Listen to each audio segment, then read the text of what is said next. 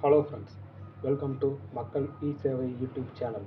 இன்றைக்கி இந்த வீடியோவில் எதை பற்றி பார்க்க போகிறோம் அப்படின்னா, நம்மளுடைய ஓட்டர் ஐடி தொலைஞ்சிருந்தாலோ இல்லை நம்மளுடைய ஓட்டர் ஐடி பழசாக இருந்து நம்ம ஏதாச்சும் அப்டேட் பண்ணியிருந்தா, உதாரணத்துக்கு நம்ம மேரிட் ஆகிட்டு உறவினர் முறையில் அப்பாங்கிற பேருக்கு பதிலாக கணவருங்கிற பேர் அந்த மாதிரிலாம் சேர்த்திருக்கோம், டேட் ஆஃப் பர்த் மாற்றிருக்கோம் அப்படின்னாக்கல உங்களுக்கான பழைய ஓட்டர் ஐடி தேவையில்லை அப்படின்னு நினச்சிங்கன்னா, புதுசாக வரக்கூடிய ஓட்டர் ஐடிஸ் வேணும் அப்படின்னா நீங்கள் கவர்மெண்ட்டுடைய போர்ட்டலில் நீங்கள் அப்ளை பண்ணி நம்மளுடைய இஷிப் ஆதாருக்கு இஷிப் ஓட்டர் ஐடி நம்ம வாங்கிக்க முடியும். ஸோ அது எப்படி அப்படிங்கிறதெல்லாம் இந்த வீடியோவை நம்ம பார்க்க போகிறோம்.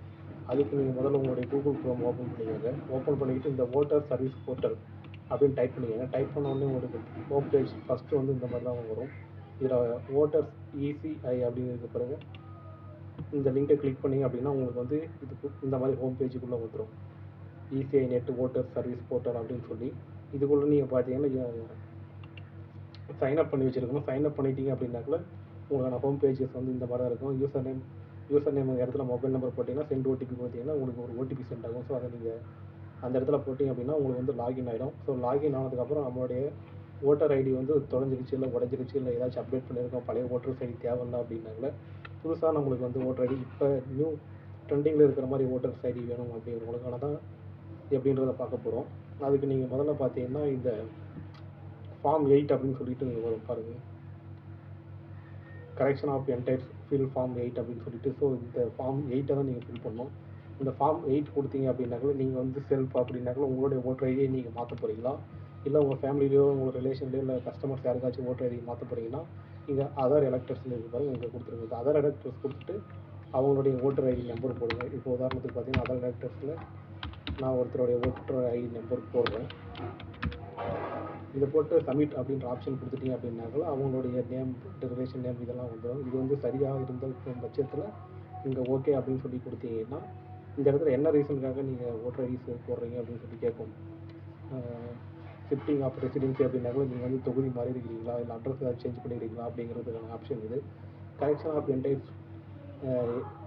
எலக்ட்ரல் ரோல் அப்படின்னாக்கல ஏதாச்சும் நீங்கள் அதை கரெக்ஷன் எதுவும் பண்ணியிருக்கீங்களா, டேட் ஆஃப் பர்த்தோட நேமோ இல்லை இன்சியல் இந்த மாதிரி ஏதாச்சும் மாற்றிருக்கீங்களான்னு சொல்லி கேட்குது.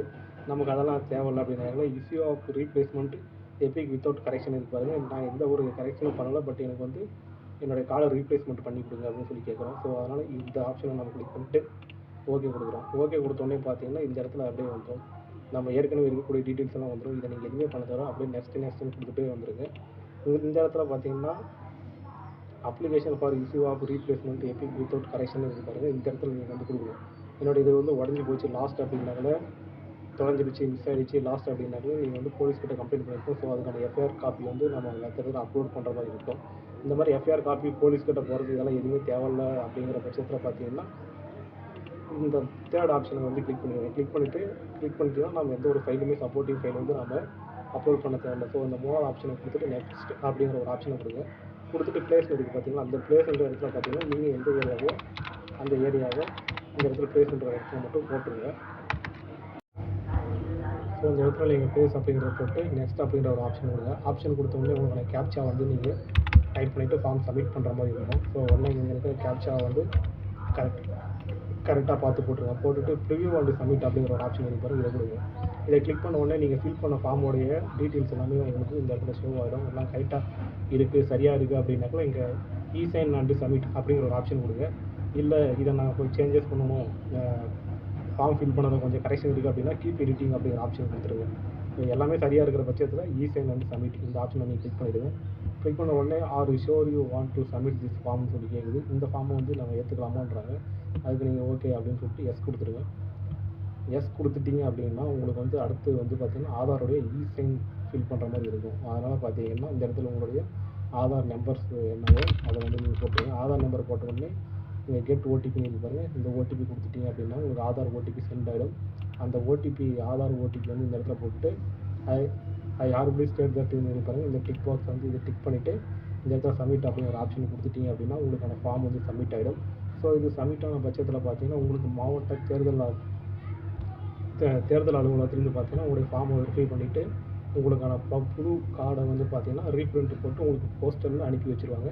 உங்கள் வீட்டுக்கே இதுக்கான அப்ளிகேஷன் சார்ஜஸ் அந்த மாதிரிலாம் இதுக்கு எதுவுமே கிடையாது.